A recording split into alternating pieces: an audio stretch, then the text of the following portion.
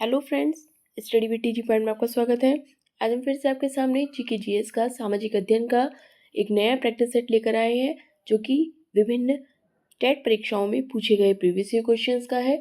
आशा आपको पसंद आएगा। अगर आप चैनल पर नए हैं तो प्लीज़ जल्द से जल्द चैनल को सब्सक्राइब कर लीजिए और साथ साथ बेल आइकन को प्रेस कर लीजिए, ताकि नेक्स्ट जो भी वीडियोज़ आती हैं उन सबकी नोटिफिकेशन टाइम आपके पास पहुँचती रहे। जितने भी हम इसमें क्वेश्चंस करते हैं, आप जैसे देख रहे होंगे, कोई राजस्थान परीक्षा में पूछा गया है, कोई बिहार परीक्षा में, भिन्न भिन्न परीक्षाओं में, टेट परीक्षाओं में जो पूछे जाने वाले प्रश्न हैं, सभी अपने इसमें इंक्लूड किए हैं।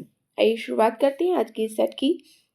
सबसे पहले क्वेश्चन है अपना, अरावली का दूसरा उच्चतम शिखर है जरगा, सेर, तारागढ़ या अचलगढ़। तो अरावली का जो सबसे दूसरा और सबसे ऊंचा शिखर है वो होता है सेर। तो ऑप्शन नंबर बी यहाँ करेक्ट हो जाएगा। इस पर्वतमाला की सबसे ऊंची जो छोटी है, सबसे ऊंची शिखर गुरु शिखर आबू है, तो इसलिए हमारा ऑप्शन जो कि बी करेक्ट हो जाएगा, सेर। नेक्स्ट, भारत के किस राज्य में ग्रीष्म ऋतु में सामान्यतः काल वैशाखी हवाएं चलती हैं? पश्चिम बंगाल में, असम में, उड़िया में या बिहार में। तो ये हमारा ऑप्शन जो कि करेक्ट हो जाएगा कि पश्चिम बंगाल में ग्रीष्म ऋतु में सामान्यतः काल वैशाखी हवाएं चलती हैं। नेक्स्ट, भारत के किस क्षेत्र में याक पशु मिलता है? सुंदरवन में, अरुणाचल प्रदेश में, दार्जिलिंग में या लद्दाख में।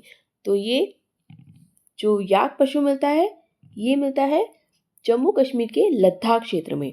ऑप्शन नंबर डी हमारा करेक्ट हो जाएगा। जम्मू कश्मीर के लद्दाख क्षेत्र में याक पशु मिलता है। नेक्स्ट, निम्नलिखित में से किसी एक स्थान पर एंटीबायोटिक दवाइयों की उत्पाद इकाई है? ऋषिकेश में, देहरादून में, शिमला में या चंडीगढ़ में। तो ये उत्तराखंड राज्य के ऋषिकेश नामक स्थान पर इसकी एंटीबायोटिक दवाइयों की एक उत्पाद इकाई है, जो कि हमारा ऑप्शन ए करेक्ट हो जाएगा, ऋषिकेश। नेक्स्ट, निम्नलिखित में से कौन सा एक कथन अरावली श्रेणियों के लिए सही है? वर्षा में सहायक होती हैं, जल विद्युत उत्पादन के लिए उपयुक्त होती हैं, जल विभाजक का कार्य करती है या परिवहन के लिए अवरोधक है। तो ये यहाँ हमारा ऑप्शन जो कि सी करेक्ट हो जाएगा। अरावली पर्वत श्रृंखला जो प्राचीनतम अपशिष्ट श्रेणी होती है, ये पर्वत श्रृंखला जल विभाजक का कार्य करती है। ऑप्शन नंबर सी, जल विभाजक का कार्य करना, यही हमारा करेक्ट आंसर होगा। नेक्स्ट, निम्नलिखित में से कौन सा एक स्थान राजस्थान में वर्षा जल संग्रहण की परंपरागत विधि है? तालाब, कुआं, नदी और टांका। तो ऑप्शन नंबर डी, टांका विल बी करेक्ट आंसर। टांका राजस्थान में वर्षा जल संग्रह करने की एक परंपरागत विधि है। नेक्स्ट, राजस्थान के किस जिले में छबड़ा तापीय ऊर्जा केंद्र स्थित है? कोटा, बारा, झालावाड़ या सवाई माधोपुर। ऑप्शन नंबर हमारा बी यहाँ करेक्ट हो जाएगा, बारा। छबड़ा तापीय ऊर्जा केंद्र राजस्थान के बारा जिले की चौकी मोतीपुर में स्थित है। नेक्स्ट, निम्नलिखित में से कौन सा युग्म सही सुमेलित नहीं है? हिंदुस्तान मशीन टूल्स जो कि HMT होता है, अजमेर में है, बॉल प्रियरिंग अलवर में है, सीमेंट मोड़क विद्युत मीटर जयपुर। अगर हम यहाँ देखते हैं, हिंदुस्तान मशीन टूल्स जो कि अजमेर में है, ये ऑप्शन हमारा करेक्ट हो जाता है। बॉल बियरिंग जो कि जयपुर में है, ये अलवर में नहीं होगा। सीमेंट जो कि मोड़क में है, ये भी सही है। और विद्युत मीटर जो कि जयपुर में है, ये भी सही है। हमें नेगेटिव वर्ड पूछा है, तो इसलिए ball bearing will be correct answer, जो कि जयपुर में है। नेक्स्ट, राजस्थान के प्रमुख अभ्रक उत्पादक जिले हैं? अजमेर, भीलवाड़ा और जयपुर, उदयपुर, चित्तौड़गढ़ और राजसमंद, भीलवाड़ा, चित्तौड़गढ़ और कोटा, जयपुर, दौसा और टोंक। तो यहाँ पर राजस्थान के प्रमुख अभ्रक उत्पादक जो क्षेत्र हैं, अभ्रक उत्पादक जिले हैं, ये है अजमेर, भीलवाड़ा और जयपुर। ये तीनों ही अभ्रक उत्पादक जिले हैं, इसलिए हमारा ऑप्शन ए यहाँ पर करेक्ट हो जाएगा। नेक्स्ट, निम्नलिखित में से कौन दलहन फसल नहीं है? चना, मूंग, मखाना या अरहर। यहाँ पर हमारा ऑप्शन जो कि नेगेटिव वर्ड हमें बताना है, चना, मूंग और अरहर ये तीनों ही दलहन फसल के अंतर्गत आते हैं, जबकि मखाना ये दलहन फसल यानी कि दाल वाली फसल नहीं है, इसलिए हमारा ऑप्शन सी करेक्ट हो जाएगा, मखाना। नेक्स्ट, भारत का एकमात्र क्रियाशील जलवायु है मेघालय में, लक्षद्वीप में, अंडमान निकोबार द्वीप समूह में या गोवा में।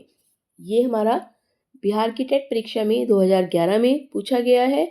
ये सभी क्वेश्चंस हम स्पेशली कर रहे हैं कि किसी भी भर्ती परीक्षा में, चाहे वो टेट की हो या किसी भी में हो, ये प्रीवियस ईयर क्वेश्चंस ही अन्य राज्यों में पूछे गए हो, बेशक सभी को इंक्लूड किया जाता है। हम जितने भी क्वेश्चंस करते हैं overall only and only practice form के इसीलिए करते हैं कि चाहे वो किसी भी राज्य में पूछे गए हो, कोई भी हमारा क्वेश्चन छूट ना जाए।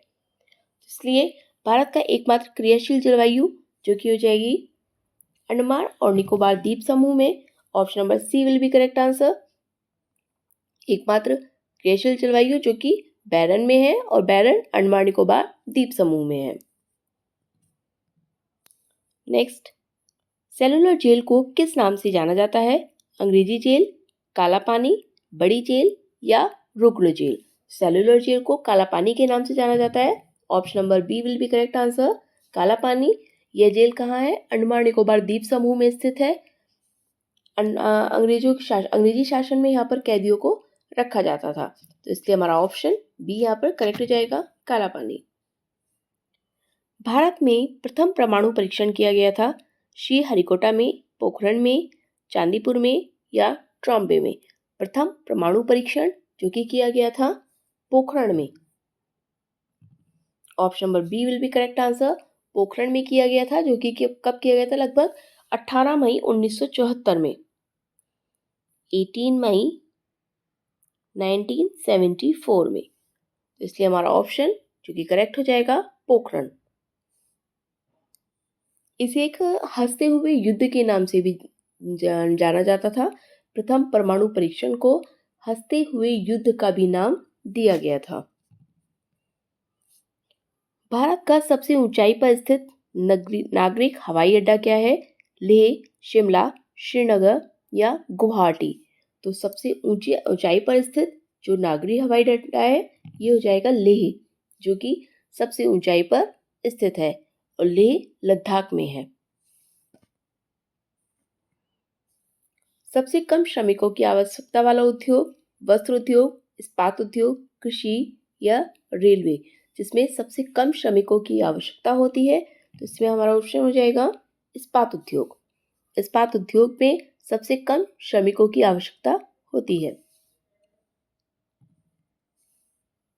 निम्नलिखित में से कौन व्यापारिक फसल नहीं है? मखाना, मक्का, जूट या कपास। व्यापारिक फसल मखाना, जूट, कपास, गन्ना आदि ये सब भारत की व्यापारिक फसलें होती हैं, तो इसलिए हमारा ऑप्शन यहाँ पर बी करेक्ट हो जाएगा, मक्का, जो कि व्यापारिक फसल में नहीं आती है। ये किस में आती है? ये खाद्य फसल है, तो इससे हमारा ऑप्शन बी करेक्ट हो जाएगा, क्योंकि मखाना, जूट और कपास ये तीनों ही व्यापारिक फसलें होती हैं। गरीब रथ क्या है? दूल्हा गाड़ी, गरीबों की गाड़ी, यात्री गाड़ी या ये सभी। तो गरीब रथ, ये क्वेश्चन 2 से 3 बार मुझे ध्यान है रिपीट हुआ है, क्योंकि हम प्रैक्टिस फॉर्म में कराते थे, तो ये वाले क्वेश्चन बहुत ज़्यादा ये वाला रिपीट हुआ है। गरीब रथ जो कि एक यात्री गाड़ी यानी कि एक ट्रेन को कहा गया था। ऑप्शन नंबर सी यहाँ पर करेक्ट हो जाएगा। इसकी शुरुआत पूर्व रेल मंत्री लालू प्रसाद यादव जी ने की थी और ये एक एयर कंडीशनर युक्त ट्रेन थी, जो कि कम आय वाले लोगों को ध्यान में रखकर चलाई गई थी। इसलिए हमारा ऑप्शन यहाँ पर सी करेक्ट हो जाएगा, यात्री गाड़ी यानी कि ट्रेन के लिए। नेक्स्ट, भारत का सबसे लंबा रेलवे प्लेटफॉर्म है पटना में, सोनपुर में, दिल्ली में या खड़गपुर में। ये क्वेश्चन जो पूछा गया था 2011 में, तब इसमें खड़गपुर पश्चिम बंगाल भारत का सबसे लंबा प्लेटफॉर्म था, खड़गपुर पश्चिम बंगाल। लेकिन वर्तमान में भारत में साथ साथ विश्व का सबसे लंबा प्लेटफॉर्म जो कि गोरखपुर उत्तर प्रदेश में है। तो इसलिए हमारा ऑप्शन, क्योंकि यहाँ पर नहीं दिया हुआ था, चूँकि ये प्रीवियस ईयर है, तो उस समय जो कि था खड़गपुर। लेकिन अगर वर्तमान की अगर ये वाला क्वेश्चन आता है तो उसमें डेफिनेटली ऑप्शन तो चेंज होगा ही, जो कि वर्तमान के लिए ये होगा गोरखपुर उत्तर प्रदेश।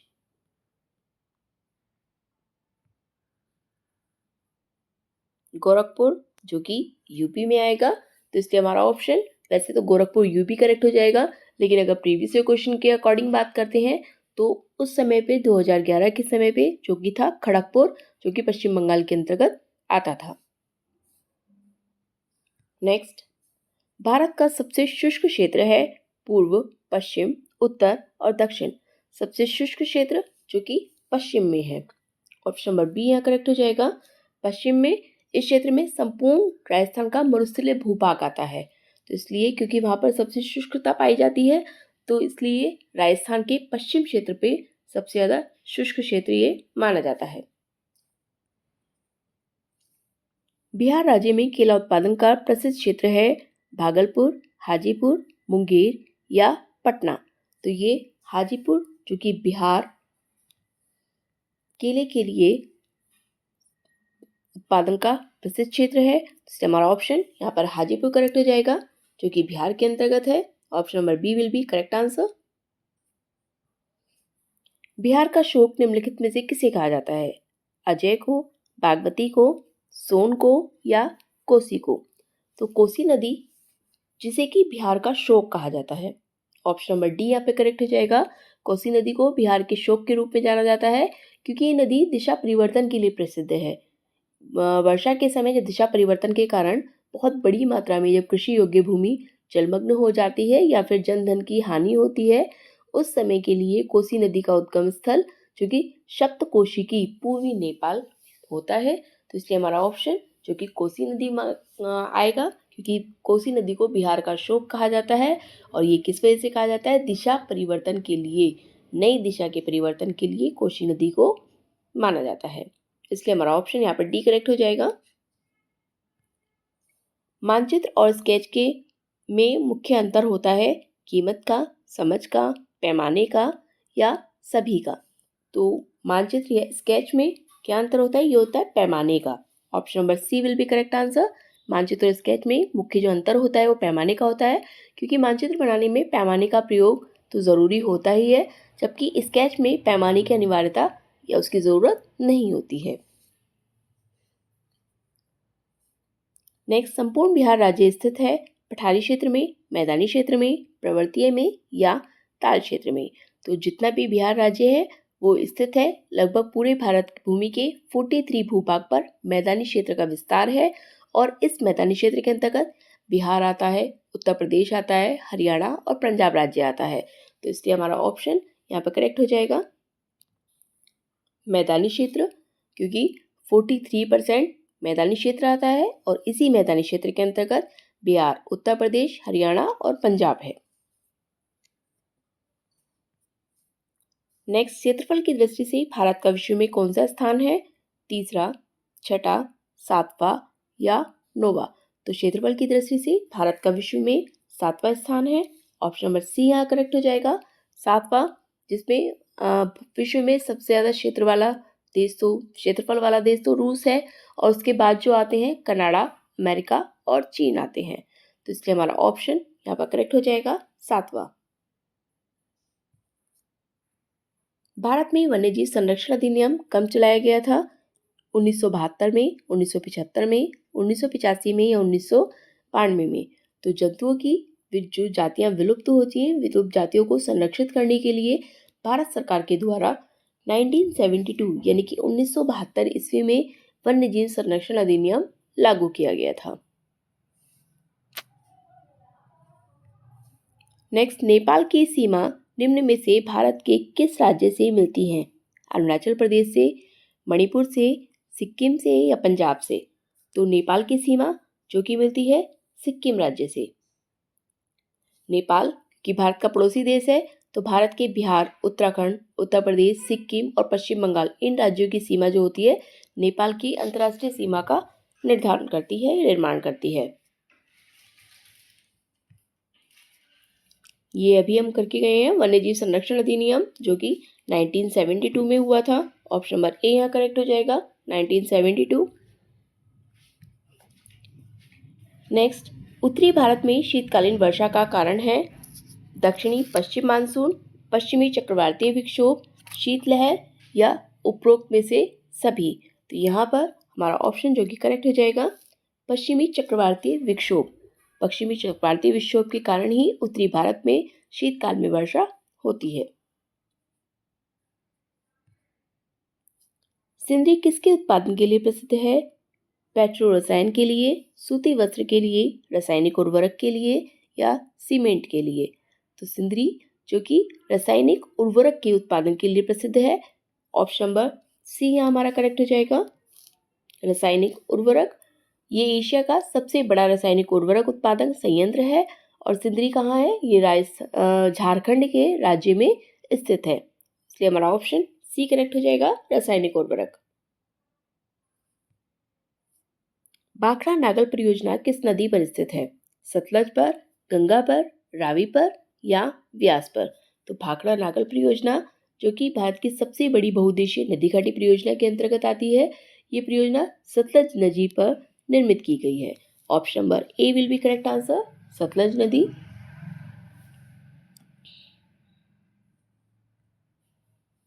नेक्स्ट, राजस्थान में सोयाबीन के प्रमुख उत्पादक जिले हैं गंगानगर, हनुमानगढ़, कोटा, बारा, Bundi, Tonk, Jaipur, Dausa.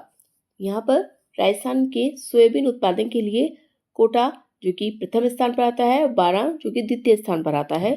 Option number B हमारा करेक्ट हो जाएगा, कोटा और बारा। गंगानगर जिला जो कि गेहूं उत्पादन और हनुमानगढ़ जिला जो कि चावल उत्पादन के लिए राजस्थान में प्रथम आता है, इसलिए हमारा ऑप्शन यहाँ पर हमें पूछा है सोयाबीन के प्रमुख उत्पादन के लिए कोटा और बाला जो कि क्रमशः प्रथम और द्वितीय स्थान के लिए।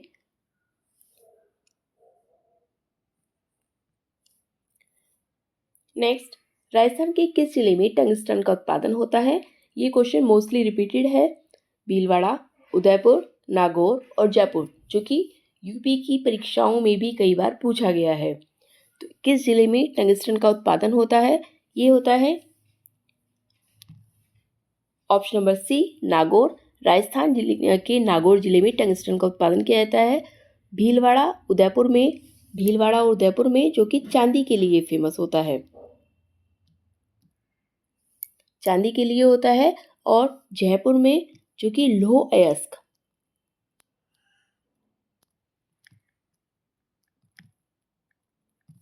भीलवाड़ा और उदयपुर चांदी के लिए, जयपुर जो कि लौह अयस्क के लिए और नागौर जो कि टंगस्टन के लिए प्रसिद्ध है।